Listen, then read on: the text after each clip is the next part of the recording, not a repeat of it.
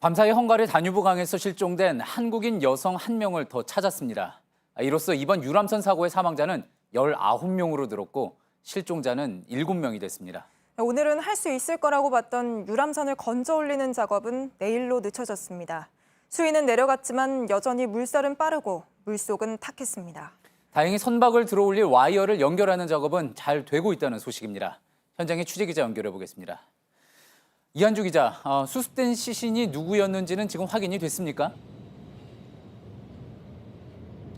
네, 허블레이니호에 탔던 20대 한국인 여성으로 확인이 됐습니다. 이곳 현지 시간으로 어제 오후 6시 반에 발견이 됐는데요.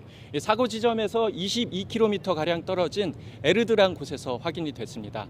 이제 찾지 못한 사람은 7명이 됐습니다. 이제 그렇다면 인양이 언제 될지, 배를 끌어올릴 수 있을지가 관심인데 준비 작업은 지금 현장에서 지켜본 결과 어떻게 진행이 되고 있습니까? 네, 허블레이니호를 들어 올리기 위해서는 배 밑으로 와이어를 설치하는 작업이 필요합니다. 현재는 이 와이어를 설치하기 위한 유도 와이어의 설치 작업은 마무리가 됐습니다. 오늘은 이 유도 와이어를 본 와이어에 연결을 해서 배에 단단하게 고정하는 작업이 진행될 예정입니다. 예, 지금 말한 작업이 끝나면은 이제 그 안에서 희생자를 찾는 일이 뒤따라야 되지 않겠습니까? 어떤 과정으로 이루어질 수 있을지 자세히 설명을 좀 해주시죠. 네, 제일 중요한 것은 배가 부서지지 않은 상태로 인양을 해야 된다는 겁니다.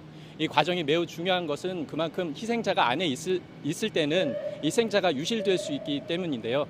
이 인양부터 사고 희생자 수습까지 과정은 백종훈 기자의 리포트를 보시겠습니다. 허블레이니호에는 모두 4개의 와이어가 쓰입니다. 와이어 하나는 22mm짜리 강선 6개로 이뤄져 있습니다. 이 와이어를 배 밑으로 집어넣기 위해 필요한 유도 와이어는 설치를 마쳤습니다. 이후 무게중심을 고려해 모두 4곳을 묶게 됩니다. 이 작업이 끝나면 배를 끌어올립니다. 현재 허블레이니호 뒤에 대형 크레인이 있고 그 양 옆에 바지선이 준비되어 있습니다. 가장 먼저 물 밖으로 모습을 드러내는 건 조타실입니다. 유리창 밖에서 살펴보고 선장이 있으면 수습할 예정입니다. 이어서 가판이 보이면 불필요한 것들을 치우고 1층 창문이 올라오면 창문을 깨고 물을 밖으로 빼냅니다.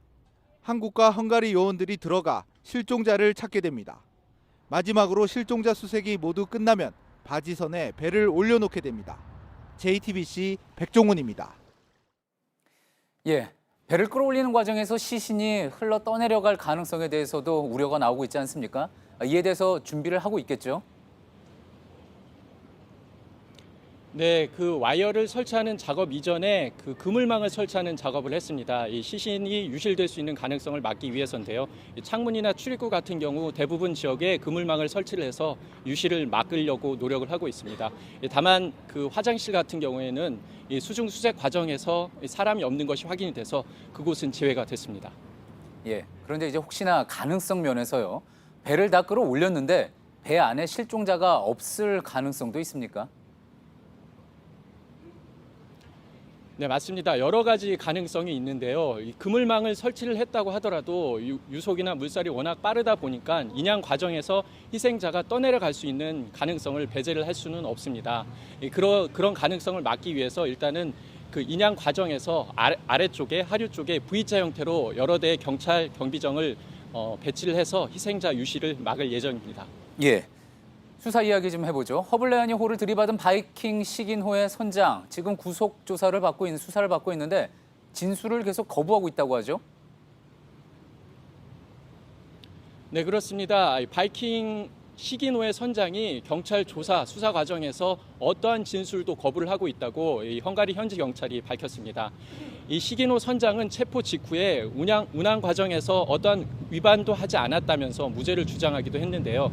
하지만 이후 검찰 수사 과정에서 자신의 휴대전화 기록을 모두 삭제한 것이 발견된 데 이어서 이번에는 경찰 수사 과정에서 묵비권을 주장을 하면서 수사에 제대로 협조하지 않는 모습을 보이고 있습니다.